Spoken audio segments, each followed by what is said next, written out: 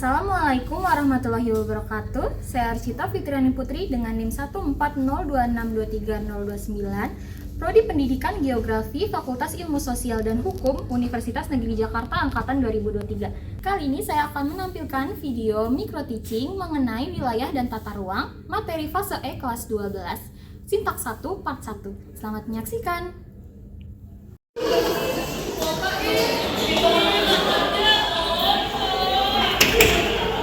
Mantep banget. Ini kita pulang aja nggak sih?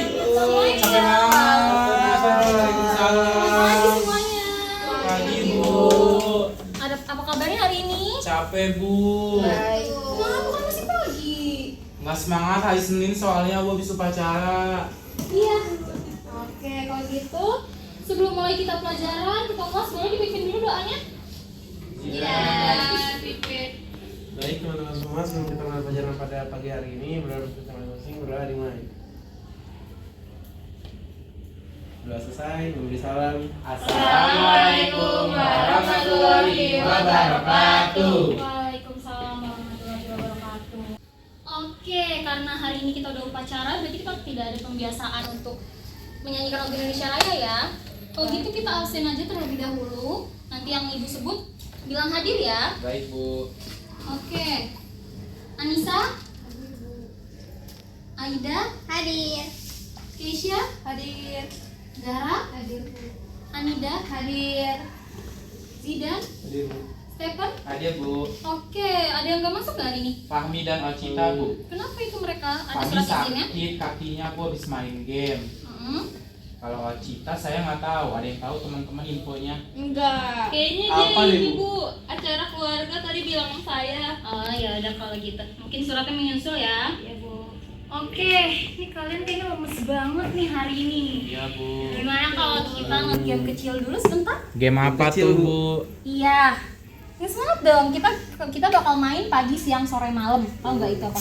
Apa tuh Bu? Itu tempat makan. Beda dong Aida. Jadi kalau ibu bilang pagi, kalian tepuk sekali. Kalau ibu bilang siang, kalian tepuk 2 kali. Kalau bilang sore tidak tepuk. Kalau bilang malam tepuk 3 kali. Paham? Oke Bu. Ada hukumannya nggak Bu? Nanti hukumannya ibu pikirin ah, terpasti dihukum dulu biar rame. Oke kalau gitu bilang semua ya. Oke, Pagi, siang, sore.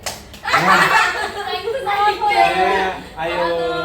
Jangan percobaan kan. Iya percobaan. Oh, udah ngerti kan? Udah ngerti kan? Udah Bu. Berarti abis ini udah beneran ya. Kalau ada yang salah, ibu suruh maju ya. Oke Bu. Oke, satu, dua, tiga, pagi, siang, malam, pagi, siang, sore, malam,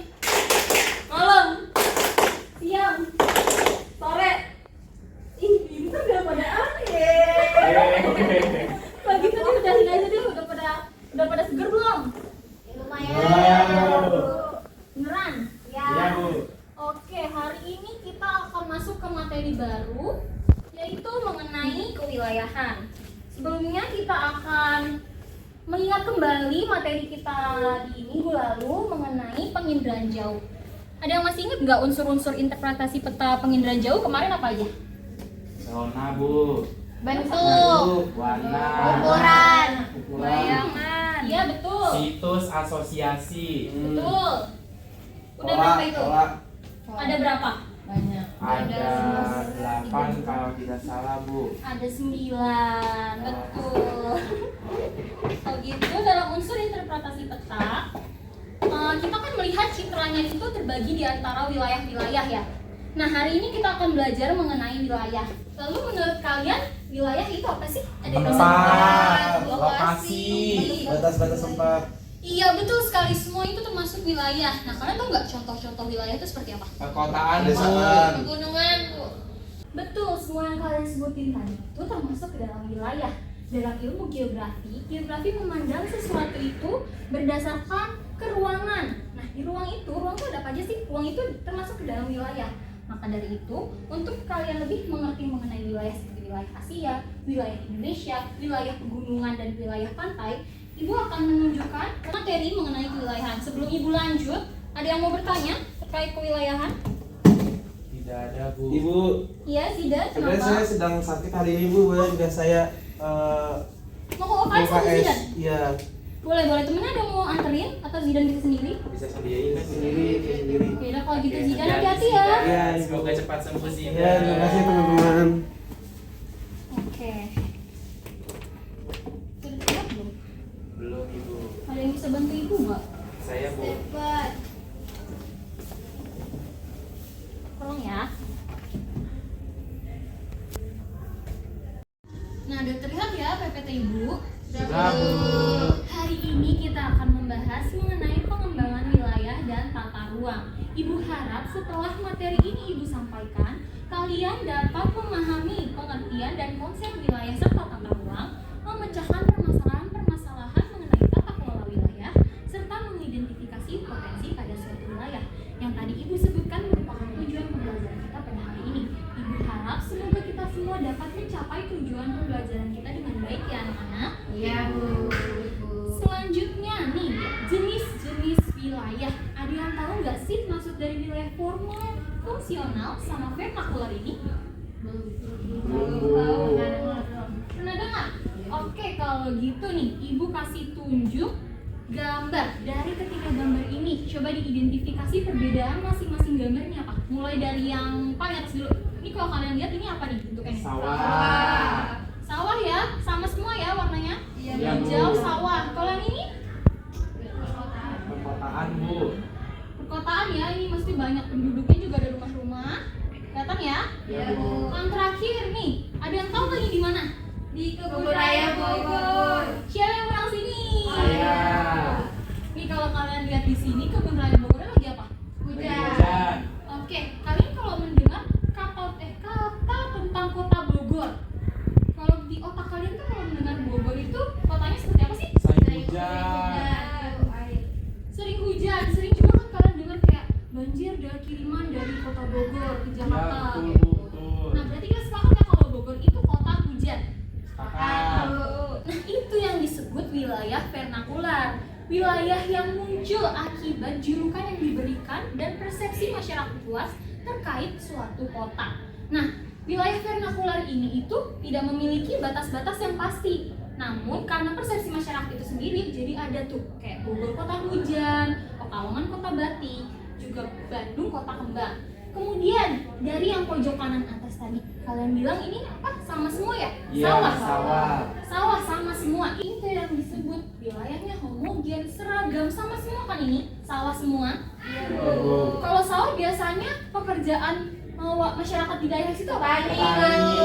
Sama kan berarti ya, semuanya petani. Iya. Nah, itu yang disebut wilayah formal, wilayahnya seragam. Nah, wilayah formal ini disebut wilayah yang bersifat statis karena memerlukan waktu lama untuk mengubah persepsinya. Nah, contohnya kayak ini tadi nih, persawahan. Semua masyarakatnya berarti tadi apa? Petani. Petani. Nah, itu dia itu seragam homogen. Oke, yang terakhir nih dari gambar ini kalian bisa lihat seperti apa nih kalau di gambar ini? Padat. Padat, Bu, banyak penduduk. Terus apalagi? Ada gedung, ada rumah juga, ada pohon juga, ada banyak. Oke, bercampur ya. Berarti wilayah ini itu heterogen, termasuk wilayah fungsional. Mengapa disebut seperti itu? Karena di sini ada pencampuran-pencampuran, tidak terdapat satu kesamaan. Tapi dia memiliki interaksi antara kota-kota di sekitarnya. Nah, itu dia yang disebut dia merupakan wilayah fungsional, di mana contohnya itu seperti kota metropolitan Jabodetabek, Jakarta sebagai pusat dengan Depok, Bogor, Tangerang dan sekitarnya ini menjadi wilayah penyokong dari Jakarta. Wilayah fungsional ini sifatnya berbeda dengan wilayah formal yang tadi statis. Wilayah fungsional bersifat dinamis. Mengapa disebut bersifat dinamis? Karena apabila kota penyokongnya tadi bisa lebih maju daripada kota pusat, maka kota tersebut bisa memiliki kota metropolitannya sendiri sehingga perubahannya cenderung cepat. Oke. Udah paham belum mengenai tadi yang Ibu jelaskan tentang ketiga jenis-jenis wilayah ini, formal, fungsional, dan vernakular? Boleh mau tanya apa? Mungkin boleh Bu di gambar tadi saya mau tanya. Kan tadi yang di bawah tuh kan Bogor persepsi masyarakat atau kota hujan. Tapi kalau misal tadi di kota A nih, kayak di gambar A nih dia ternyata banyak sawahnya. persepsi masyarakat kota itu menganggapnya kota ini kota sawah, tapi bagi kota-kota di sekitarnya tuh nggak memiliki persepsi yang sama, kayak ya udah kota biasa aja bukan kota sawah. Nah itu bisa masuk wilayah Kangapula apa enggak ya Bu anggapannya? Oke, dari pertanyaan Stephen yang bagus ini, ada nggak teman-teman yang bisa menjawab? Ya, Bu. Oke, kalau gitu langsung Ibu jelaskan ya. Tadi Stephen bertanya kalau misalnya dari kota yang formal seragam ini, masyarakat di daerahnya itu menganggap bahwa daerahnya itu kota sawah, benar nggak? Betul. Nah, tadi kan Ibu sudah jelaskan bahwa wilayah vernakular itu atas dasar persepsi masyarakat luas. Nah, kalau masyarakat daerah itu sendiri yang mengatakan bahwa daerahnya merupakan kota sawah, jika dia bilang ke masyarakat lain, misalnya ketemu orang dari kota lain, terus dia bertanya, kamu dari kota mana? Terus yang kota orang yang tersebut ini menjawabnya, aku dari kota sawah. Apakah kira-kira orang yang di perkenalan tadi itu mengerti maksudnya kota sawah mana? Enggak kan? Nah, maka dari itu wilayah vernakular ini tidak serta-merta masyarakat daerah tersebut menyebutnya bahwa itu merupakan kota dia itu kota sawah ataukah kota yang lain-lainnya, tetapi menurut persepsi masyarakat yang luas, benar-benar luas, tidak terpaku di suatu kota tersebut. Kita juga bisa lihat misal dari tadi kota Bogor kan juga vernakular, kita sebutnya kota hujan. Namun dia kan juga termasuk dari salah satu kota metropolitan, ya kan, yang menyokong Jakarta. Jadi tidak serta-merta kayak wilayah itu tuh bisa dikategorikan hanya dalam satu jenis wilayah, tapi dia juga bisa bergabung dengan jenis wilayah yang lainnya. Terima kasih. Sudah Bu. Ada yang ingin bertanya lagi? Tidak, Bu. Oke, Ibu lanjut ya. Kemudian ada pengembangan wilayah yang memiliki tujuan mewujudkan wilayah yang terencana, pengelolaan SDA yang baik, pemanfaatan ruang, serta pemerataan pembangunan. Apa sih yang disebut pengembangan wilayah ini? Ada yang tahu? Tidak tahu Bu. Tidak, Bu. Oke, jadi maksudnya dari pengembangan wilayah ini merupakan usaha mengurangi ketimpangan melalui dukungan terhadap aktivitas ekonomi dalam suatu wilayah. Nah, Indonesia sendiri sebagai negara yang luas dan memiliki jumlah penduduk yang relatif banyak dan meningkat setiap tahunnya itu memerlukan pendekatan dalam usaha pengembangan wilayahnya, yaitu dengan pendekatan spasial dan sektoral. Dalam menentukan arah pengembangan wilayah, dibutuhkan juga 5 arah kebijakan pembangunan anak-anak, baik dari potensi ekonomi, pembangunan konektivitas antar wilayah, peninjauan regulasi terkait, serta optimalisasi sumber daya manusia dan ilmu pengetahuan juga teknologi. Oke, dari itu ada juga elemen pengembangan wilayah, yaitu sumber daya alam, sumber daya manusia, dan teknologi. Nah, Ibu akan menunjukkan gambar. Ibu harap kalian bisa mengidentifikasi maksud dari permasalahan wilayah dengan gambar yang Ibu tampilkan ini. Ada yang mau membagikan pendapatnya? Permasalahan pengembangan wilayah apa nih yang bisa kalian lihat dari sini? Perbedaan Bu. Iya, bedanya itu. Iya, betul. Kalau ketimpangan, contohnya seperti apa itu? Yang itu wilayah kumuh Bu, tapi yang itu wilayahnya lebih maju. Padahal lokasinya berdekatan. Oke, itu dia yang disebut ketimpangan. Nah, ketimpangan itu termasuk permasalahan pengembangan wilayah. Nah, selain ini kalian punya nggak contoh lain mengenai permasalahan pengembangan wilayah dan ketimpangan itu sendiri? Banyak sampah mungkin Bu. Desa kota, Bu. Kalau desa kota, perbedaan itu seperti apa? Ketimpangannya seperti apa? Infrastruktur yang juga memadai itu di desa dan di kota tuh lebih maju gitu. Iya, benar sekali. Nah, jadi dalam permasalahan pengembangan wilayah, di suatu wilayah itu pasti memiliki masalah-masalah yang cukup kompleks. Misalnya seperti kesenjangan pada pembangunan. Ada yang bisa memberikan contoh terkait kesenjangan pembangunan di beberapa wilayah? Desa Desa kota Bu. Kalau desa kota itu kesenjangannya seperti apa? Di kota mungkin kalau kita lihat banyak gedung tinggi, tapi kalau di desa masih minim gitu Bu. Terus juga kayak sekolahnya masih sedikit kalau di desa. Betul, ini berlanjut ya ke tidak memerhatikan aspek pembangunan berkelanjutan. Jadi kenapa sih desa dan kota itu bisa berketimpangan?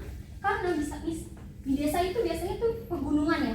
Kalau nggak pegunungan, aksesnya tidak ada, sulit dijangkau, distribusinya sulit, sehingga pembangunan itu terhambat. Maka dari itu di kota-kota banyak kan ya kita lihat gedung-gedung besar. Tapi kalau di desa kita cuma lihatnya adanya sawah dan rumah-rumah penduduk pada umumnya. Karena apa tadi? Akses dan koordinasi ke wilayah pusat yang sulit. Terus selanjutnya ada kurangnya peran masyarakat dalam pembangunan. Kenapa sih bisa disebut kurangnya peran masyarakat dalam pembangunan ini? Masyarakatnya emang kenapa? Ada yang bisa menjelaskan? Tidak tahu Bu. Ini berarti masyarakat dalam suatu wilayah itu kan seperti tadi dijelaskan memiliki peran untuk memajukan wilayah tersebut. Misalnya di pedesaan. Di pedesaan itu biasanya minim akses pendidikan. Masyarakatnya kurang memiliki pendidikan yang bagus. Guru-guru, distribusi guru-guru ke desa-desa terpencil itu sulit, sehingga peran masyarakat dalam pembangunan itu kecil. Masyarakat tidak tahu ini daerahnya ini harus dibuat menjadi apa, sehingga mereka monoton, hanya bangun untuk pergi ke ladang, tidak ada keinginan untuk memajukan daerahnya. Kemudian, dilanjutkan dengan keterbatasan SDM dan SDA yang tidak merata di setiap wilayah.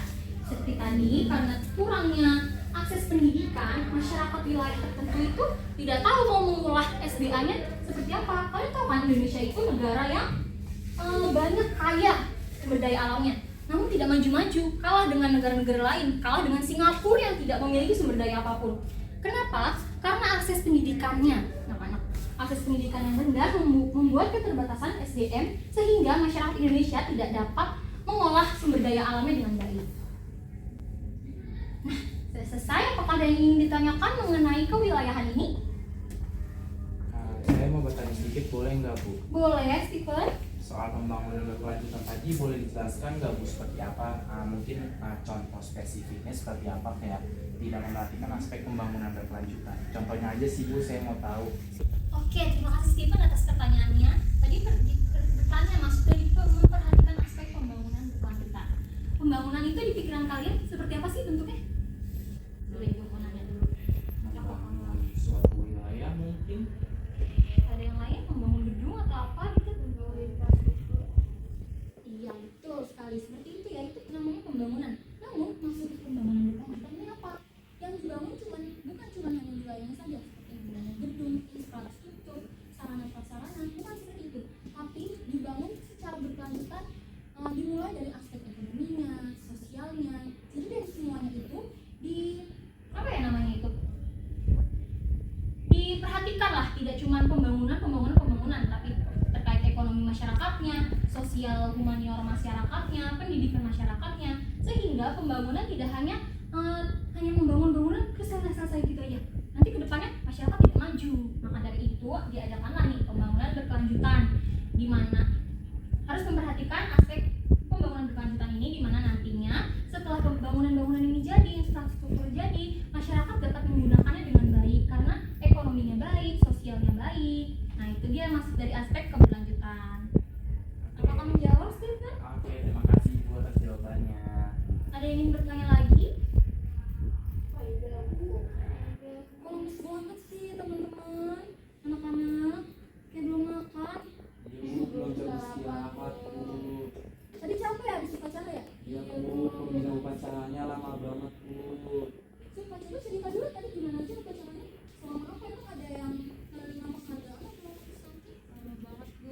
Tadi kepala sekolah Bu yang pembina upacara, terus lama ngomongnya jadi kita bosen. Belum pada sarapan ini? Belum Bu. Astaga, gizi dan sampai lemes banget itu mukanya tadi. Kalau gitu habis ini emang mata pelajaran apa? Fisika peminatan Bu. Fisika peminatan. Waduh, susah juga ya, berat ya? Ada tugas nggak? Gak ada Bu, cuman gurunya ngeselin Bu. Apa gurunya? Gurunya ngapain? Marah-marah terus Bu, masa kita nanya doang diomelin Bu, karena kan kita nggak tahu Bu. Susah ya kalau guru kayak gitu ya? Iya Bu. Kalau gitu kita lanjut aja dari pembelajaran kita hari ini. Kalau tidak ada yang bertanya lagi, apakah ada yang bisa menyimpulkan? Aida katanya yang menyimpulkan Bu. Nggak apa-apa, simpulkan sedikit aja mengenai pengertian wilayah itu apa, wilayah ada apa aja. Kalau nggak ibu tunjuk random nih. Jangan Bu. Ya ada siapa yang mau tunjuk tangan nih? Anida Bu katanya Bu. Zahra aja Bu. Aduh lemes banget. Kita main lagi deh. Tadi kalau kita udah main tentang pagi siang sore, sekarang kita main 369 tepuk tangan. Ada yang tahu nggak? Nggak tahu Bu. Jadi tiap ada angka 3, 6, dan 9 kalian bertepuk. Misalnya ibu nih 1, 2. Jadi angka 3 ini tidak disebutin, tapi tepuk. Oke, Bu. Oke, ngerti? Oke, Bu. Hanya angka 3, 6, dan 9, bukan kelipatan 3. Oke? Oke, Bu. Oke, 3, 6, 9, tepuk tangan. 1, 2, 4. 5, 7. Oke, Simpulkan, Lisa simpulkan. Maju Bu, so maju. iya, ayo Bu. maju, simpulkan, ayo. Maju Nggak Lisa. sama, di tempat aja, di tempat aja. Mau ibu atau ya, PPT-nya. Gini. Mengenai perwilayahan. Ayo disimpulkan, Anissa. Jadi perwilayahan itu ada di bagian administrasinya itu ada yang di bagian pedesaan dan juga pegunungan maupun di daerah pesisir laut. Terus juga jenis wilayahnya itu terbagi menjadi 3, ada yang formal, fungsional, dan vernakular. Terus juga ada permasalahan yang sering terjadi di wilayah tersebut, kayak misalnya kurangnya pembangunan infrastruktur yang ada, terus juga kesenjangan dari sosial antara dari desa dan kota, dan masih banyak lagi yang ada kesenjangan dan permasalahan yang ada di wilayah desa dan kota. Itu aja sih Bu. Oke, bagus sekali Anissa. Tepuk tangan dong untuk Anissa. Ada yang mau menambahkan atau sudah? Sudah Sudah, Bu. Bu. Oke, sebenarnya Ibu ingin menunjukkan video mengenai perwilayahan dan Ibu ingin memberikan lembar kerja. Namun karena jamnya sepertinya sudah tinggal 10 menit lagi ya, udah mau selesai nih. Jadinya Ibu akhiri saja. Sebelum Ibu akhiri, kita pembiasaan terlebih dahulu menyanyikan Bagimu Negeri. Ada yang mau jadi dirijennya? Stefan. Oke, boleh saya Bu. Oke, lanjut. Teman-teman yang lainnya boleh ikut berdiri. Oke, Ibu setelin dulu ya musiknya ya. Oke Bu. 1, 2.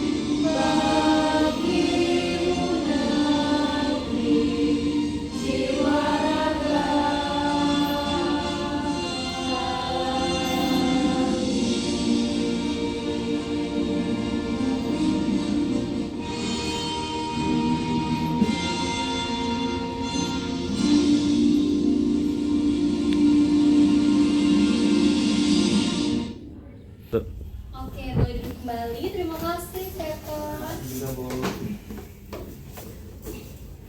Kalau gitu, sebelum Ibu tutup, boleh ketua kelasnya sakit ya tadi ya? Iya, Bu. Boleh tolong dibantu temannya untuk membacakan doa. Atau gantian atau siapa Keisha?